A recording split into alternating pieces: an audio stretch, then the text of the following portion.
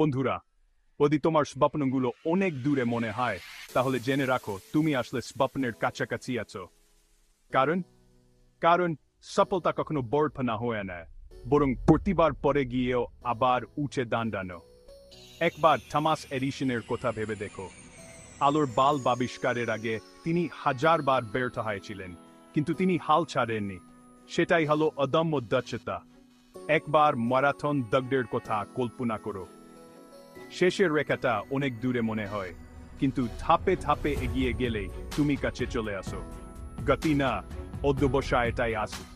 ছাত্রছাত্রীদের জন্য এর মানে হলো রাত জেগে পড়াশোনা, বারবার পুনরালোচনা আর কঠিন পরীক্ষার মধ্যে দিয়ে এগিয়ে আওয়া। মনে রাখবে, প্রতিটি বাধাই আসলে একটা নতুন করে ঘুরে দাঁড়ানোর সুযোগ। যখন মনে হয় সব ছেড়ে দিতে, ভেবে দেখো কেন তুমি শুরু করেছিলে। তোমার স্বপ্নগুলো এই পরিশ্রমের যোগ্য। তাই ধৈর্য থাকো, এগিয়ে চলো, আর একদিন পেছনে ফিরে তাকালে বুঝতে পারবে তুমি সেটাই অর্জন করেছো যা একসময় অসম্ভব মনে হয়েছিল। দক্ষতা হলো তোমার গোপন অস্ত্র। এটিকে কাজে লাগাও, সফলতা তোমার পিছু নেবে।